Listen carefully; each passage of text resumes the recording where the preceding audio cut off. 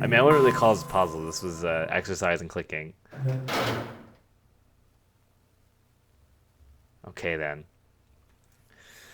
Junpei, Clover, and Lotus leapt out of the laboratory, slamming the door shut behind them. All three collapsed against the wall, breathing heavily. Junpei's heart was pounding in his chest, and his whole body felt weak. He inhaled gulps of clear air, and with each one, he could feel his body begin to calm down. All right, let's go. They nodded to each other and started off down the hallway. Before long, they found a few new doors, but all of them were locked. Soon, they had tried all of the doors but one. The one... You should probably try that door first. I mean, it looks pretty serious. The final door sat in the corner of the hallway. Junpei grabbed the door handle and was about to pull it open when a voice cried out behind him. It was neither Clover nor Lotus's, but he recognized it. There was no doubt the door, or the voice, belonged to... That boy! He spun around. There, at the other end of the hall, Junpei saw human figures running towards him. 3 of them. June, Santa, and Seven. They stopped short in front of Junpei and his companions, gasping for air. Hey, what are you guys doing here? What? But we didn't... Before you could finish, Clover spoke. Guys, could you come over here? She was standing near the end of a small hallway that branched off to the right. The rest of them ran over to her, curious as to what she'd found. There was something on the wall at the end of the hallway. A map of the ship's interior, but we already have a map. It said Sea Deck in upper left corner. Most likely, they assumed it was a map for the floor they were on. Door 7 and door 8. The map confirmed what they already knew. Both doors eventually led to the hallway where they found themselves. In fact... Yeah, isn't that what I said? Till we find that 9 doors, they ain't gonna let us split us up. We might get separated for a little while, but we'll see each other again. Otherwise, we can't open door 9. Yeah, that makes sense. That's how the Nonary game works. Junpei looked at the map of the ship's interior again. Okay. As he looked more closely, his surprise and excitement gave way to wariness. One by one, the others saw what he'd seen. As one, they all moved back towards the door Junpei had only a moment ago been ready to open. He pulled the map of the ship's interior off the wall, put it in his pocket, and followed the others. The 6 of them stood in front of the door, arrayed in a semicircle. Santa stepped forward. He took hold of the door and spoke without looking back at the other 5. Ready? I'm gonna open it. They nodded in silent assent. With a deep breath, Santa threw open the door.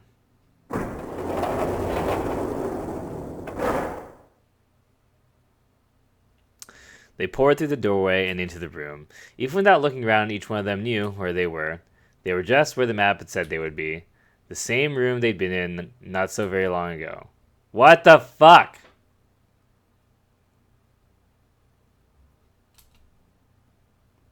The tremendous central hospital room with empty beds from wall to wall. God damn it. I see. I believe I understand what you're saying. Oh, he's still here. The 6 of you split into 2 teams and went through doors 7 and 8. You solved the puzzles in the operating room and the laboratory, and then met one another in the hallway after opening your respective locked doors. He looked like anyone might after only just waking up, but it seemed that his brain was working as well as ever. He had managed to grasp, summarize, and understand each team's report. At any rate, I feel a bit silly for my show of altruism. I'm sure he'll be back for me. I did hope you'd be back, but I confess I didn't think you'd be back so soon. Ace shook his head with a rueful smile. Well, we saw each other again, and we ain't dead, so I say it's good enough. Seven smiled. Anyway, I say we ought to get out of this creepy old place. We found the key we need. The key? Oh, that's right. Ain't that just what I said I'm talking about the Jupiter key? We found the operating room. Right, we have the Earth key. Right. At least we have those keys, I guess. Looks like a number 4. Oh! Junpei thinks so too. I love Junpei. He's the bomb. He looked over at June, who nodded back. It had to be the Jupiter symbol. I'm gonna let you hold on to that, alright? Yeah, got it. Junpei tucked away the new key in his pocket. As a group, they now had 3 keys that had not been used. The Earth key, which had been found in the laboratory. The Saturn key card, which had been found in the kitchen. The Jupiter key, which Seven had handed to Junpei. Junpei tucked the new keys into his pocket. June spoke up. The Jupiter key is supposed to be for the door at the end of that long, straight hallway, right? Yeah. If the map's right, it connects to the central staircase. And then next to the stairs, wait. They were the first words anyone had heard of Clover in quite some time. Her face suggested that they weren't going to be very happy words. What about door 3? Look, you saw the map, right? It's the same as 7 and 8. It just leads us back to the big hospital room. There's no point in seeing what's on the other side of that door. There is a point. At least there is for me. Oh my fucking god. There were tears in her eyes, but she glared at Seven as hard as she could, just the same. She looked very much like a frightened puppy. There wasn't a man alive who could have resisted those eyes.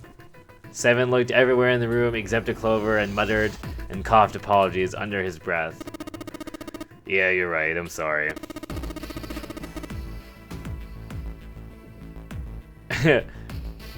Oh, yeah, Pegs is right. Is there a Pluto key? Because Pluto is a... Oh, Pluto's not a planet. As of, Pluto, I see. Yeah, Pluto wasn't a planet. Yeah, but there's a sun key, right? I think there's a sun key, so if you count the sun, then that's still 9, I think, right? Snake might be on the other side of that door 3, Clover nodded once. The next person to speak was Ace. Very well, I'll be coming with you then. I've had a nice long rest. I think it's time I was up and about again. So 7, you'll help me, won't you? Me? Junpei did the calculations quickly in his head. 4 plus 1 plus 7 equals 12, which equals 3. It looked like 7 was doing them too. At last, he gave up. Damn, well, I guess that's how it's gotta be. So I'm going with you, huh? Yeah, you are. Alright, let's get moving. And so it was decided that Clover, Ace, and 7 would discover what lay beyond door 3.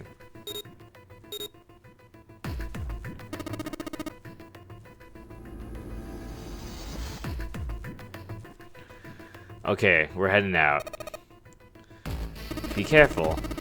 Whoa, don't think I'd be hearing that from you, Lotus. There was a Sailor Pluto. Is Sailor Pluto cute? Let's find out.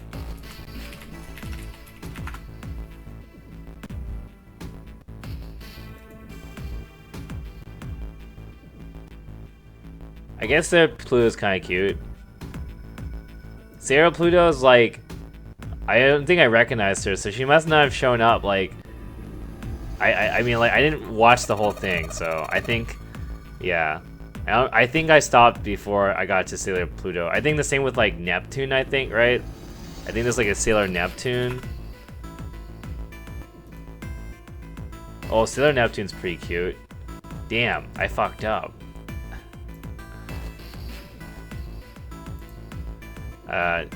Don't let go to your head. I'll be in trouble if the 3 of you bought it. The rest of us can't open the 9 door. The truth comes out. 7 nodded as if the answer made much more sense, and pulled the lever on the red.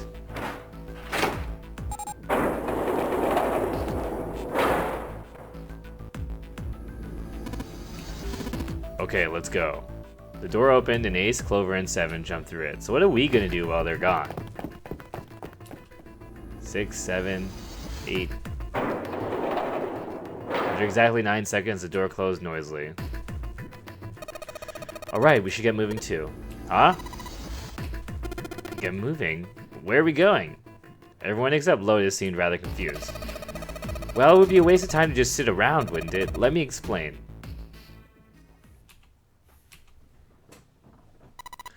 I get it. We're gonna see if we can get anywhere interesting with the Jupiter key. Yes, if we're lucky we might find Snake. They were at the end of the hallway, lined by individual hospital rooms. The Jupiter symbol was engraved on the keyhole. Alright, Junpei, open it if you please. Yeah, on it. Junpei opened the Jupiter key out of the pocket and slid it into the keyhole. He twisted. With a nice sharp click, he felt the door unlock. Alright, ready guys? Junpei's companions nodded. He nodded back and then slowly and quietly opened the door.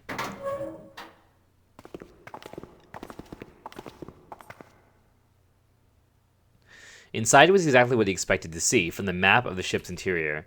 They were in a tremendous hall, almost like a ballroom, with a massive central staircase. Great, back to the beginning. You sure this is a good idea? What do you mean? Well, we already searched every inch of this room, didn't we? I'm asking you if there's any reason we came back here. Of course there's a reason. We got those fucking elevators, you know? Of course there's a reason. Man, sometimes I can't tell if you're smart or just lucky. Huh? This. Junpei pulled two things out of his pocket. The Saturn key card and the Earth key. Santa cocked his head to one side like an inquisitive bird and looked at them. After several long moments, during which it became apparent that Santa had no idea what the cards mean, June took pity on him. Don't you remember, Santa? On C deck, when we're in now, there's a big elevator behind the stairs, remember? And next to the elevators, there was a card reader with the Saturn symbol on it. And on A deck, on the door to the left, there was a keyhole with the Earth symbol on it, I think. So, the two keys that boy has should let us use the elevator and the door on A deck, huh? Yes, that's right. Jude smiled, pleased with herself. So did Santa. Alright, got it. Let's get started then. What do you say we split into two teams? Again? Lois and I will search the Earth one, so you two can search the Saturn, alright? Sounds good. Good job with the wingmanning, I guess, Santa. I think I'd rather be in the team with the more capable Lotus. Would you be able to remember all this key shit IRL? I would. This is fucking, dude. This is life or death. Okay, you gotta fucking remember this shit. It's pretty important.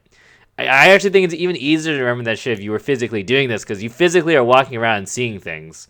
So you would definitely remember those elevators. It's pretty important. Okay. Junpei handed the Earth key to Santa. Anyways, yeah, I don't know. I'd rather be with Lotus, I think, because June is just so dumb.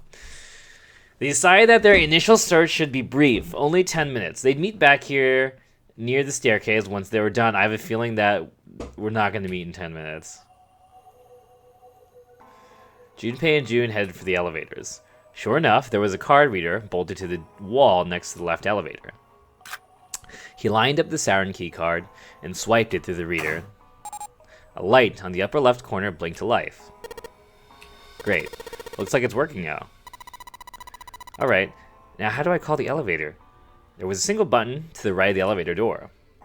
Maybe you should press it. On the button was the upside down triangle, the universal symbol for down. Why can't you just say down arrow? There didn't appear to be an up arrow. I'm not going to say button. Junpei pushed it. He didn't have much of a choice.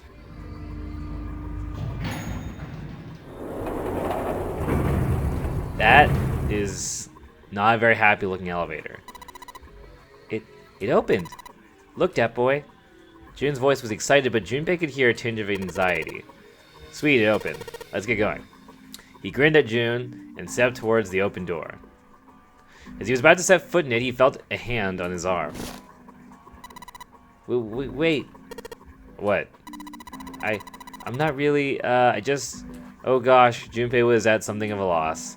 What could she possibly be so frightened of? June was probably afraid of being locked alone with the boy.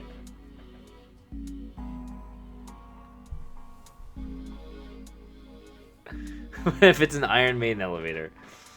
The elevator looks like it was built for crash test dummies. Yeah. I swear I thought it was an Iron Maiden elevator. You know, is there such a thing as an Iron Maiden elevator, man? Being locked up alone with the boy, sure. Definitely the first one.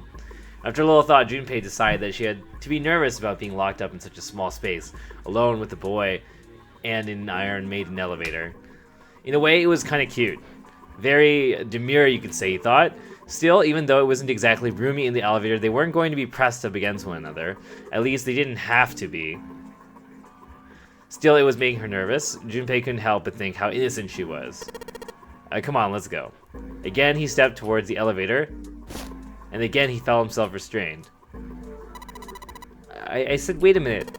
Why? Aren't you afraid, dat boy? Afraid of what? Well, I've never, you know... She'd never been in an elevator with a man alone before. Even so, she seemed awfully alarmed. I might get wet.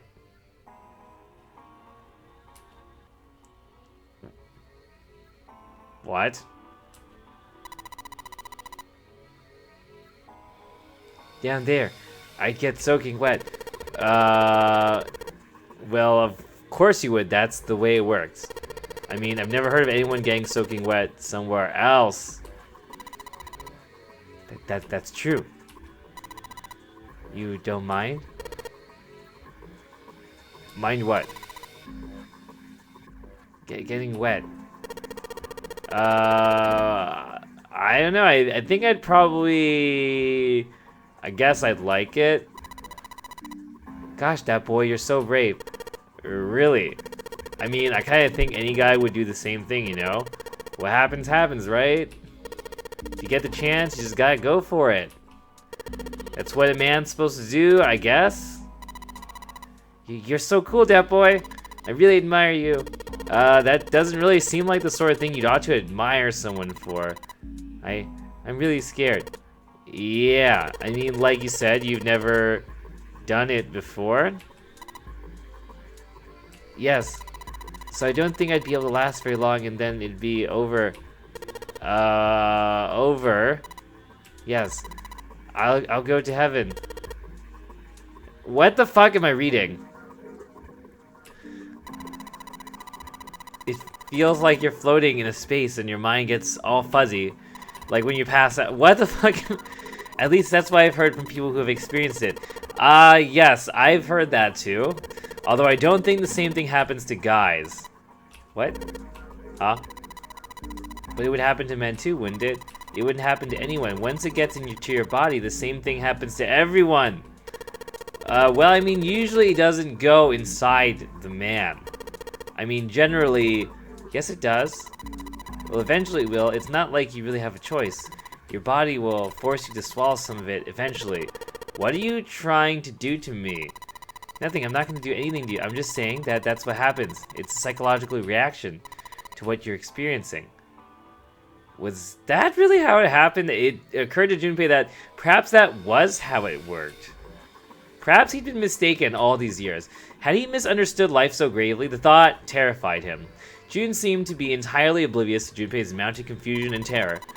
I know most men probably have larger lungs, but even then, I don't think you could hold your breath for 20 or even 10 minutes. Eventually, you'd have to breathe, and then the water would get into your lungs. Once that happens, your body won't be able to get any more oxygen anymore, and you'll start to feel that floaty feeling as you pass out.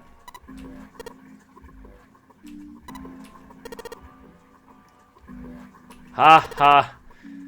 Ha ha ha ha.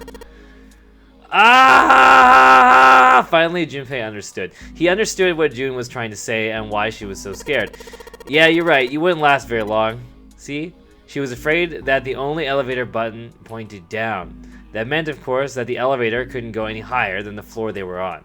As he thought about it, Junpei realized he hadn't seen elevators on the A or B decks near the central staircase, all of which meant that the elevator could only convey them to the lower decks. And on the floor below the one they were on, D deck, should be completely submerged. That meant... Hey, wait a minute. This elevator came up from somewhere under us, right? Well, yes, it did. It didn't open right away after you pressed the button. There was a motor noise, like it was moving, and then it opened. Yeah, exactly. Yes. So take a look inside. Junpei jerked his head towards the interior of the elevator. It's not wet at all, is it? The walls and even the floor are totally dry. Oh, you're right, they are. She looked around the elevator, slightly embarrassed. Well, let's test it. Test it? Yes, watch this. Junpei put one foot in the elevator and bent around the corner of the door until he could see the floor buttons. There were only two, E and C. He pushed the E button and then jumped out of the elevator. The door slid shut, and they heard the grinding of a motor as the elevator car moved down.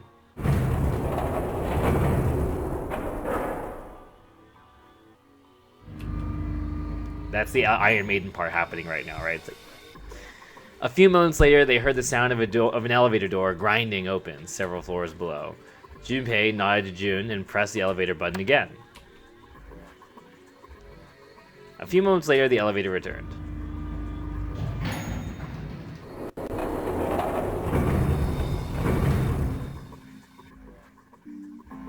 The door slid open, and just as Junpei had expected, there was no water to be found. See?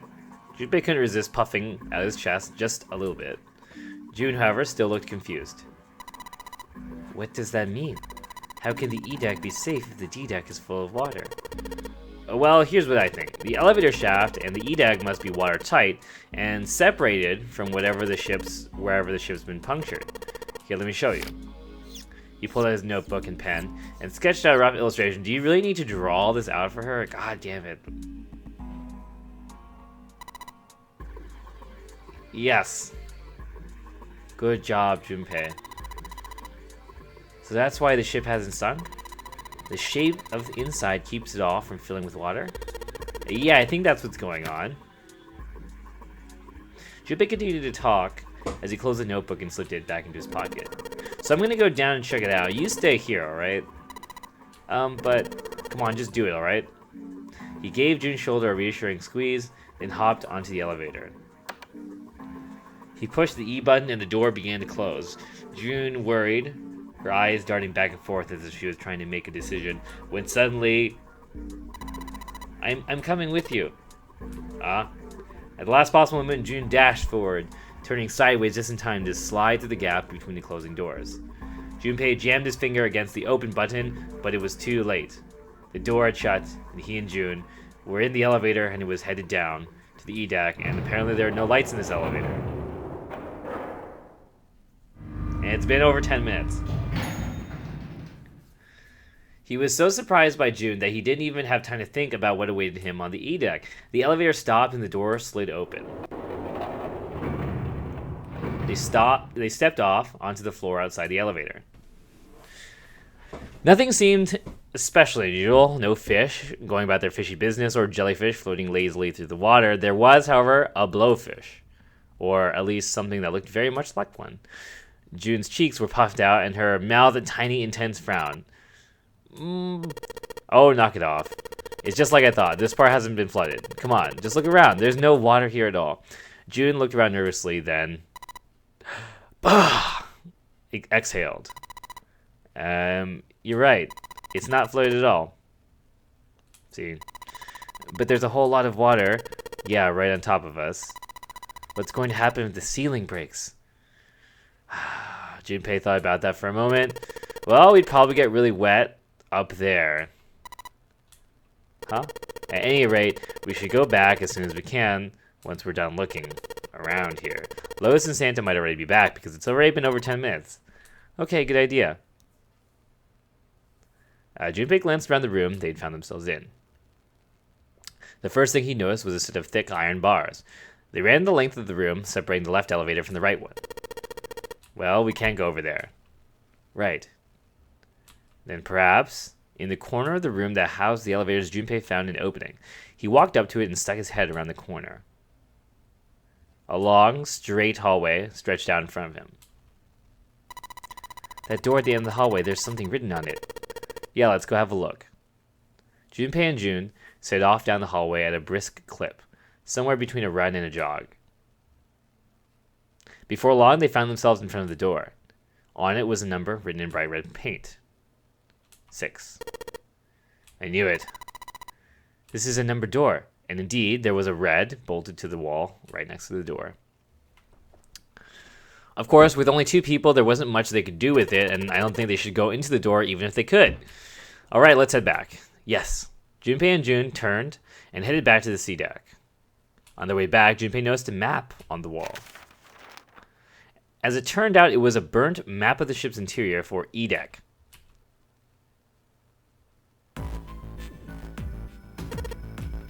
Huh, so you guys found door 1. They'd met back up with Santa and Lotus, who'd explained what they'd found. Apparently there was a numbered door on A-Deck, just like the one on E-Deck, beyond the door that the Earth Key opened.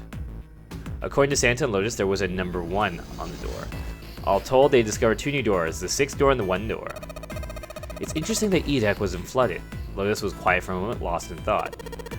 Well, we don't really know if all of E-Deck is safe. We only checked the area around the elevator. Even so, it's still very interesting. You said the 6th door was there, right? Yes. Then that means Zero planned this all out, even the sinking. That would have meant some pretty serious remodeling of the ship's interior. It's pretty mind-blowing when you think about it. Yeah, I wonder how long it took. I can't even imagine how much of it must have cost. It would have been a ton, that's for sure. Well, that does go along with what Ace was saying. The most reasonable explanation would be that this was done by some organization with access to a whole lot of cash. Yes, it does make sense. That thought made them all go quiet for a moment. June bit her lip while Lotus sighed softly to herself, and Santa cracked a stiff neck and stared off into the distance at nothing. He's dacid broing. I don't think it's a very good idea to stay here.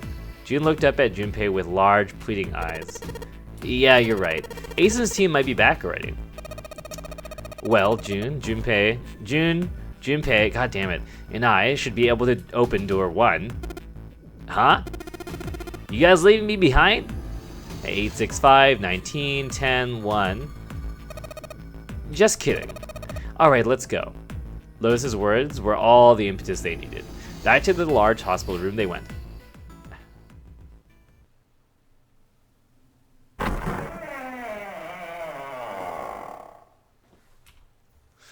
The moment they stepped inside, a tremendous voice echoed across the room. Hey! Where the hell did you guys go? It was 7. Ace was right behind him, and Clover was behind Ace, although she seemed to be hanging back. It looked as though there was something strange about them. 7 had the look of a man who'd seen a ghost. Ace was just as pale, and Clover looked as if she was only moments from passing out entirely. For a long moment, they simply stood there, looking at one another. Junpei looked around nervously, waiting for someone else to speak. No one did. He looked at 7. What happened? What the hell kind of question is that? 7 was trying very hard to be angry, but something had shaken him hard. His shoulders were trembling and his voice was strained. Snake is... 7 couldn't finish. He just looked away, his face twisted by Junpei wasn't sure what. Instead, Ace spoke. He took a deep breath, closed his eyes, and spoke. Snake is dead. He died just as the 9th man did. What? It was as if all of the air had suddenly been sucked out of the room. Wait a fucking minute. He went through the 3 door?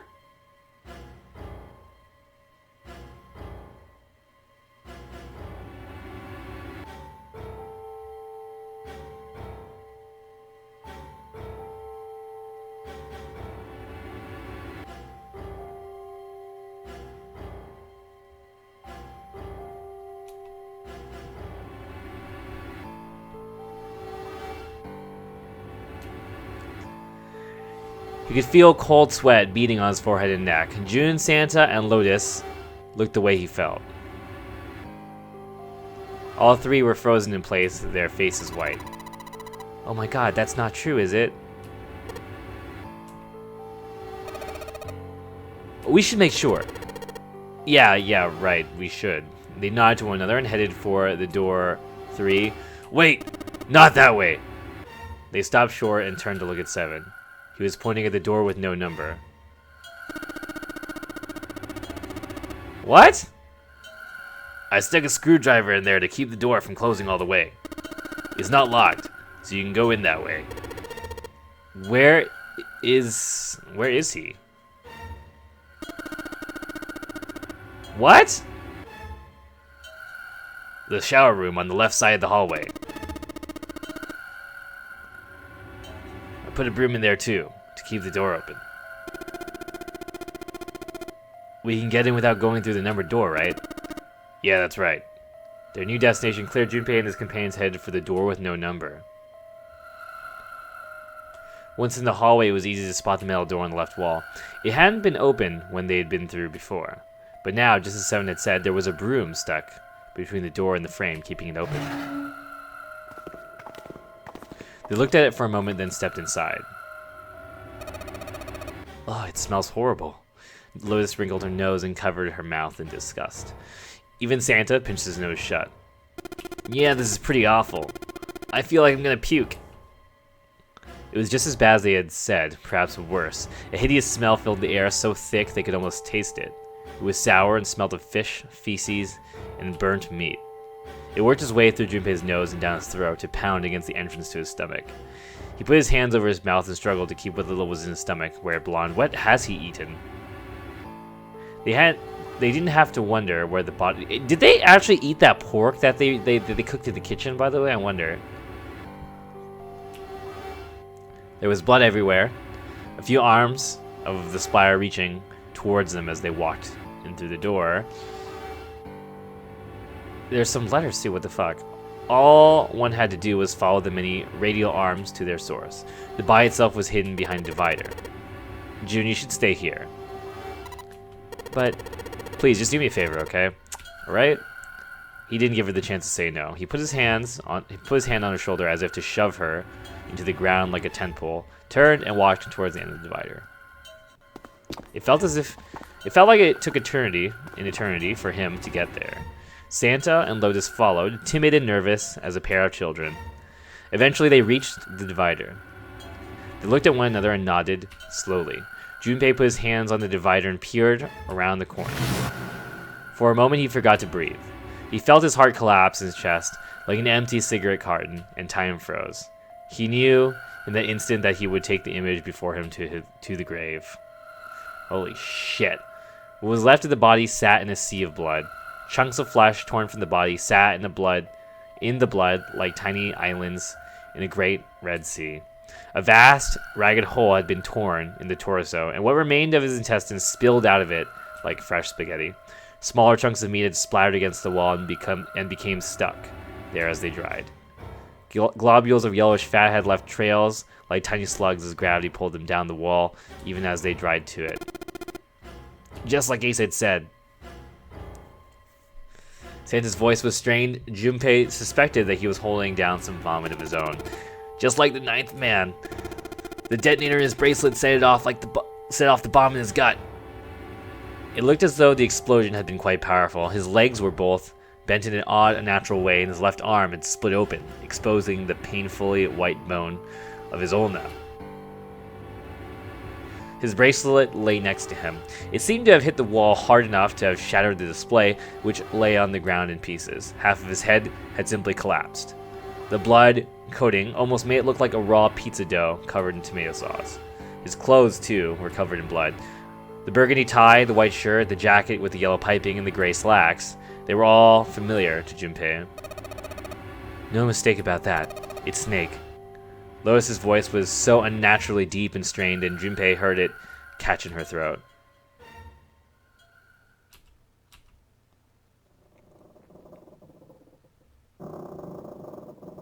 Wait, but I wanted to see what was written there. What the fuck? The squeal of tortured metal made Junpei's teeth curl. It sounded like the noise of a ghost. It sounded like the noise a ghost would make. No matter how many times he heard it, he never got used to it. Every time, it put him on edge. It didn't help that there was a girl nearby who looked far more like a ghost than a living human should. It was Clover.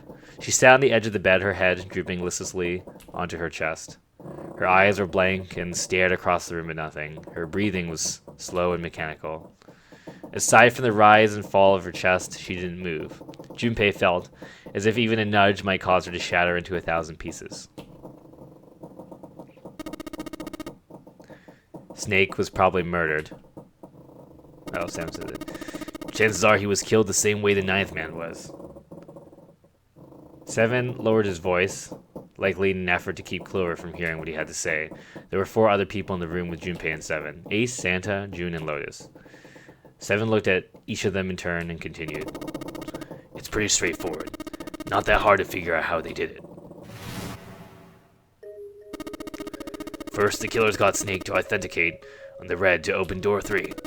Then they shoved him into it, alone, and waited 9 seconds for the door to shut. Once the door shut, it was over for Snake, but he didn't give up. He probably knew it wouldn't do him any good, but he probably ran to the shower room looking for the dead. It was a small chance, but it wasn't like he had anything to lose. Unfortunately, it didn't work.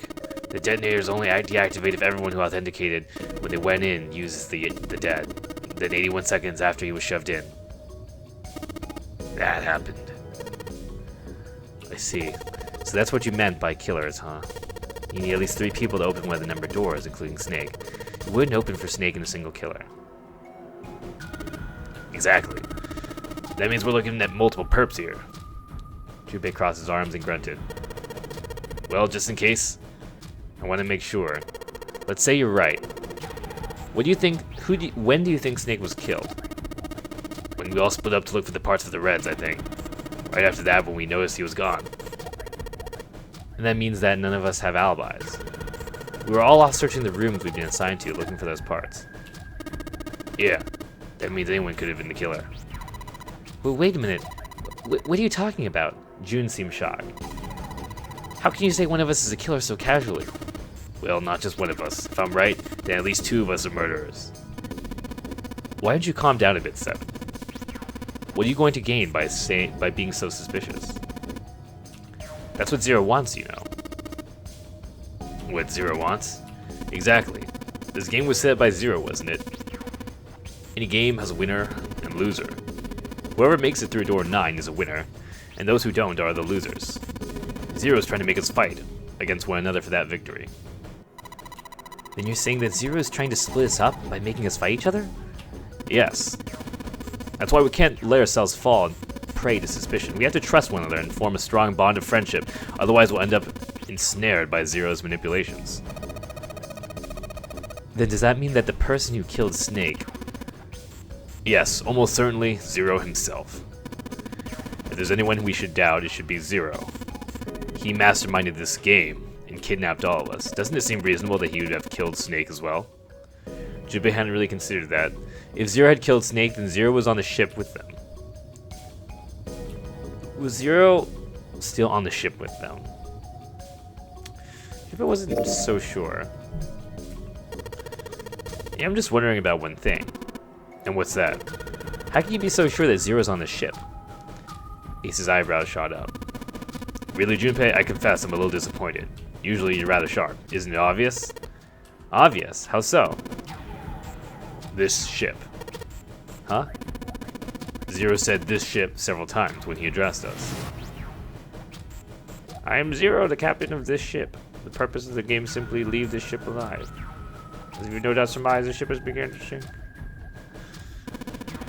If he weren't here, he wouldn't have said this ship, would he? Well, that could have easily been a ploy. He'd be saying something like that ship or the ship. I guess that makes sense. Ace's explanation made perfect sense. Junpei felt a little foolish that he hadn't seen it himself. I don't feel foolish. Still, he was left with the question. It was one of no small importance. If Zero's on this ship, where is he? Suddenly, everyone went quiet. The silence was cold and clammy, and Junpei could feel it crawling across his back and around his throat. Again, he heard the ghosting, mooning noise. Ghostly? And moments later, a person who looked more ghost than human appeared. It was Clover. She looked at the floor as she spoke, and her voice was a cold monotone. I think Zero is one of us. Every human body in the room froze. The only sound was the muffled rustling of breath. Eyes darted from face to face. One of those faces was the face of their jailer, but who? Junpei said, well, that's possible. No, Ace is clean because Snake is 2. So it would be 1 plus 2 is 3, so to make 12 you need a 9, and 9 is dead. So 1 is actually Ace is like the only clean one. I guess technically we're clean, and we're 5, right? I'm pretty sure we're 5. So Snake is 2, so it'd make it 7. So that's impossible. Yeah. So we're clean anyways. It's basically Snake plus anything that adds to 10, right? If we're gonna make it 12, which is the only real option. So it has to be like 4 and 6. So it has to be like Clover and June, or it's gotta be Santa and 7. It can't be Lois. Lois is clean too. So basically the people that are possible to murder is June, June, Clover, which is pretty unlikely, or Santa and 7, which is damn possible. Unless we make it 21, but if we subtract 2 from that, it would have to be 18, which is impossible. It would have to be 9 and 9. So yes, so it has to add to 12. So if it is one of these people, then it's probably Santa and 7. Though Santa's the person who brought up the whole murder thing, but maybe he's saying that to clear his alibi. I don't know how smart he is either, so I don't know. I mean, unless it's Clover and June.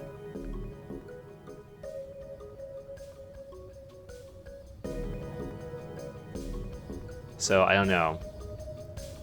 Oh yeah, Pegs has a point. It could be more than 3. Yeah, it could be more than 3. If it's more than 3, then it could kind of be like anything. Not anything, but it could be a lot more, I think. I mean, then it probably could be Ace. Well, it could be us then. It could be Ace, us, and it could be Ace, us, and fucking Clover. It could be Ace, Santa, and June. Would Clover kill Snake though? Well, probably not. But I mean, I don't know. Most of you think it's an act? I don't know if it's an act, man. The ship is an enemy stand. I like that answer more. Anyways, I'd rather not think about it because it's pretty dumb regardless. I mean, yeah, I mean, it could be Santa in June. If it's, yeah, it basically means everybody except us, because unless we're being possessed, everybody is a suspect, basically, including Ace technically. If we think it's more than if we think it's more than that, because yeah.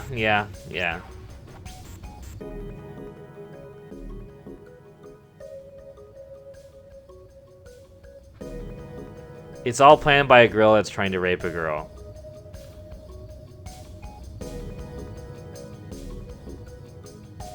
Alright. Well, that is possible. Well, that's possible. Huh? Like Clover said, Zero might be one of us. What are you saying, that boy? Didn't you hear what Ace said? Exactly. I said we shouldn't suspect one another for no reason. No reason? I've got a great reason. And what's that? The bracelets. He held out his left arm. Why are the bombs in our bodies connected to the bracelets? You're all thinking Zero's hiding somewhere, watching us, right? If he's doing that, then he could have just detonated the bombs by remote control. If someone did something they weren't. It would be a lot more precise and a lot easier, but if that's the case, why is the bomb set off by the detonator in the bracelet? Ha, you got a point. I'm not done. Try applying the same ideas to the nonary game. All of the puzzles here run by themselves. In other words, Zero doesn't have to be controlling them for the game to move forward. Why is that? Why would Zero bother to do something like that? Junpei let the question hang in the air and looked at the others. It was Santa who answered. So let's say you and Clover are right. Zero is one of us. If that's the case, then it'd be really hard for him to keep track of all of us or control anything remotely. That's why all the puzzles run by themselves. Or it could just be because he's not on the fucking ship. And the only proof, the only proof that Zero's on the ship is just the fact that he said this ship. I call bullshit on this logic, but whatever. That's what you're getting at, right? Anyways, I watched that movie called Saw, so I already know that Zero is the corpse of the 9th man in there. Yeah, Junpei nodded. 7. When we were talking earlier, you said any one of us could be Snake's killer, right? Yeah, something like that. Alright then, I've got a question for you, Ace. You said something like Zero must be the one who killed Snake, right? Yeah, something like that. I can't think of any other explanation. So what do we get if we combine those? They fit together pretty well, I think. Something like this. Whoever killed Snake is Zero, is one of us. 7 and Ace's theories aren't mutually exclusive. They actually complement each other pretty well. At least they do if Zero's one of us. No one spoke. Their faces were grim, but Junpei wasn't sure if they believed him or not. Finally, Lotus spoke up. What were his motives? His motives? Yes, isn't that pretty important? Why would Zero want to hide as one of us? Oh, well, that's because it's pretty easy. Again, I watched Saw, and I know he hadn't thought of that, and he had to be honest with himself. He had no idea. No, Junpei, don't be dumb. No! No! How have you not watched Saw 1 at least? Well, so much for making a persuasive argument, Junpei. No, hold up. In other words, you have only circumstantial evidence. No, I have a motive, goddammit. I don't really think that's enough to go on, you know.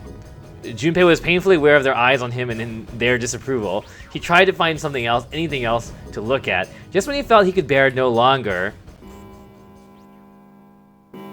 Team. They heard a bell begin to ring. It was the clock at the central staircase. 3 in the morning.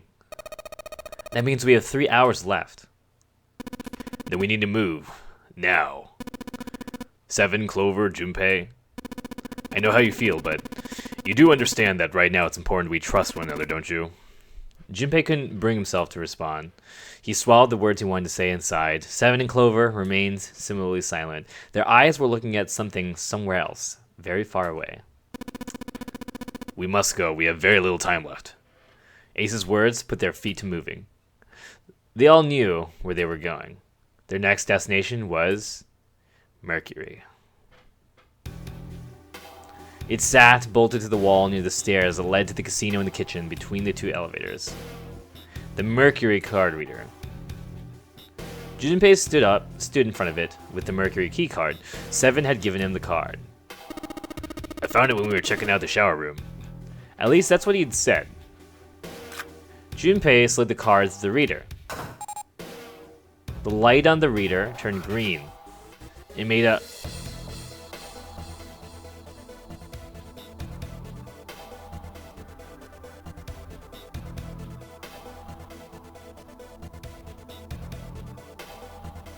Never mind, sorry, I had a thought. No, don't worry about it. Yeah, no, actually... No, goddamn, Vet had the exact same thought as me. I was actually literally thinking about that. That is exactly why I paused. Vet actually was writing exactly the same thing that I was thinking about. But yeah, I stopped at R But yeah.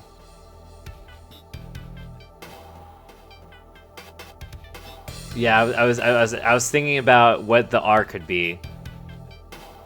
But anyways. The light on the reader turned green and made a tiny electronic noise.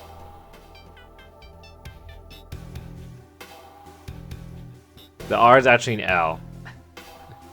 Now they were ready. Junpei and Jun had been chosen as the investigators. The reasoning being that they had been to the E-deck before and no one else had. Rotus.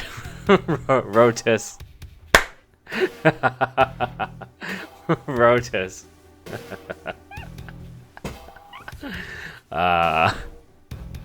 As before, Junpei sent the elevator ahead to make sure the floor they were heading to wasn't flooded. As before, the elevator returned as dry as when it had left.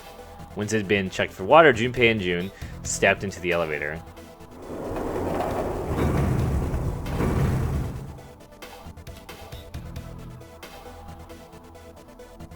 How does he know how to spell if he's blind? I mean, if he was not blind from birth, then, I mean, you know, he should know how. They haven't said that he, they haven't said whether or not he's blind from birth or not. There were only 2 floor buttons they could push, the C and the bottom buttons. The rest were destroyed or did nothing when pushed. Junpei hit the bottom button. The door closed, the Iron Maiden elevator collapsing inwards. Slowly, they could feel the piercing and puncturing of each tiny needle as it buried deeper and deeper into their flesh. Sometime later, Junpei and Jun stepped off the elevator and onto the bottom deck. They stepped off and saw that the hallway to their right ended somewhere between 20 and 25 feet from them. The hallway in front of them was a dead end, but not a regular dead end. This is a numbered door. This is the 8th one we found. There were 2 numbered doors on B deck near the central staircase. There were doors 4 and 5. There were 3 more numbered doors in the large hospital room, 3, 7, and 8. Junpei and Jun had found another door on E deck, and Lotus and Santa had found the 7th on A deck. There was a 6 on the door on E deck, and a 1 on the door on A deck. 4, 5, 3, 7, 8, 6, 1. And now door 2 stood in front of Junpei. There was only one thing it meant. Do you think the next door we find? Yeah, I think so. The next one's gonna be door 9.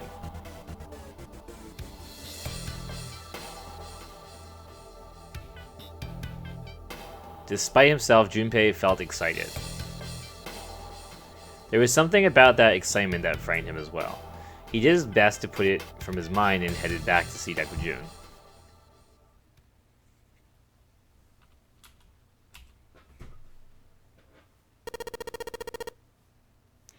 Alright, let's open these up. The pieces of paper they'd fold up lay on the ground next to Junpei's legs. There were 7 of them all told. They were written on paper pulled from Junpei's notebook. Each one bore a code name and a door. Why had they decided to vote that way? They decided it wasn't fair to simply ask everyone at once. They would allow people to force each other to go through certain doors. Yeah, it makes sense. Well, that wasn't the only reason. Junpei had proposed the voting system, and he had a plan. It wasn't a plan he wanted anyone else catching wind of, however, so he did his best to act calm as he began to open and read the pieces of paper. Ooh. The first one read, Ace requests door 1. Yes, I do. Would you like me to explain why? No, we don't have the time for that. Sorry, let's keep going. He opened the second one. The next is Santa. He wants door 6. Yeah, that's what I wrote. Junpei continued with the 3rd, 4th, 5th pieces of paper. Clover wants 1. Lotus wants 2. And 7 also wants 2. Eh? Wait a minute. There's no way I'm going anywhere with the Elephant Man. No, there'd be no point to the voting if we let people change their choices because of stuff like that. But just give up, Lotus. It's not like I want to hang out with some exhibitionist grandma. I am not an exhibitionist. I wear clothing. Barely. So last I checked, that's not a crime. Maybe, but what about common decency? No one wants to have to look at a chick who's half naked raisin. I'm going to kill you. Lois's hair flared out like a mane of an angry lion, and she roared with a voice that shook the walls. With some difficulty, Ace managed to restrain her. Junpei, read the rest. Right. Junpei tore his eyes away and looked down at the sixth piece of paper. He opened it. June wants door 6. Yes, I don't really have a reason, I just felt like it. All the papers... Wait a minute.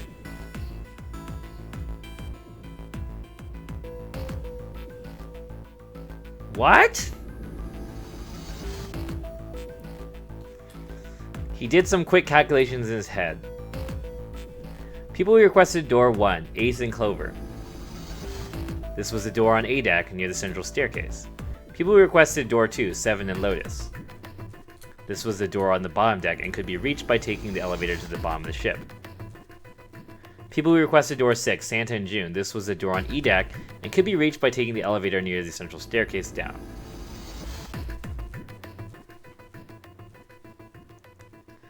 It took him less than a second to run the numbers. He opened the 7th piece of paper and spoke. Okay, the last one's mine. I want to go through door... Well, even if we say we want to go through door 6, that would leave us with 11.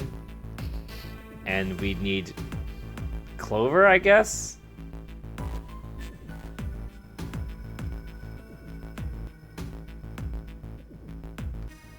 Or...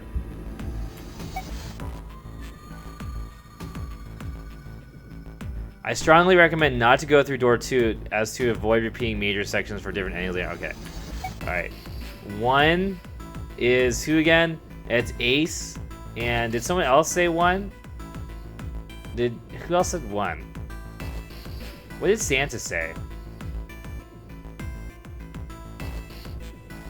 Well, if it's Ace and me, that's 6, and we need to make 10, so it would be 4, so it would be Clover. God, why are we always going Clover? Alright, I guess you can't let your waifu kill Clover.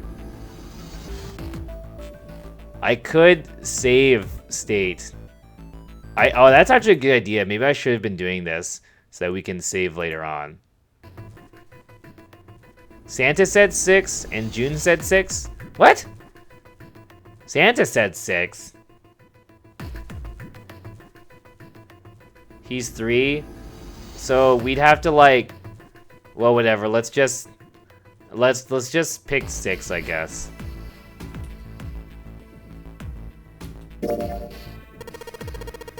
I want to go through door 6. Junpei flipped open the piece of paper. It read, Junpei, door 6. Of course it did. He'd written it after all. That's a problem. June barely spoke above a whisper, but they all knew what she'd said. None of these teams will be able to go through the doors they want. Clover and I chose door 1. Lowe's and I chose door 2. That's not enough people to open the numbered door, however. The digital routes don't match up either. We've got similar problems. June, Junpei, and I want to go through door 6, but our digital route is 5. If we're going to open that door, we need a 1. Damn, what are we going to do now? What are we going to do? Junpei crossed his arms and did his best to put his thoughts in order. I thought he had a plan. The others followed suit, but with little result. Eventually, Clover broke the silence. Why don't Seven and Lotus go through door 1 with me? Her face was cold and flat, as was her voice, but her logic was sound. Seven and Lotus looked at each other. Yeah. Ace spoke up. What about me? Well, you just go with us, I guess. Wasn't one of the teams just complaining that he didn't have a 1? You mean I should join Santa's team? Clover nodded, her face still cold and emotionless. Her attitude and posture could not have been more different than the energetic girl of only a few hours before. She wasn't really that energetic a few hours before, but whatever. Well, I guess actually a few hours before was a while ago, but in-game time, a few hours ago, she was still cold and emotionless, sorta. No one seemed ready to contradict her. Her response was understandable, given the horrible situation in which she had found herself, but even so... I understand. I'll go through door 6 then. If we do as Clover had suggested, we can all pass through a numbered door. No one will be left behind. This seems to be the most reasonable solution. 7, Lotus, what do you guys think? I don't have a problem with it. Me neither. Alright then, we're good to go. At last, Junpei and the other 6 had managed to separate themselves into 2 teams. Clover 7 and Lotus headed to A deck, where door 1 was, near the main staircase. Junpei, June, Ace, and Santa, however, took the elevator to E deck.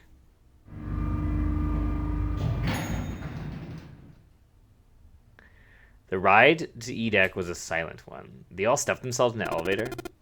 Alright, let's go. Santa's words jolted them to action, and they stepped out of the elevator into a long, straight hallway.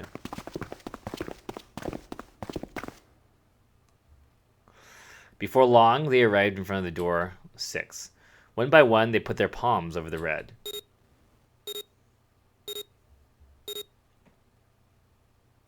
With the soft electronic noise that authenticated each of them.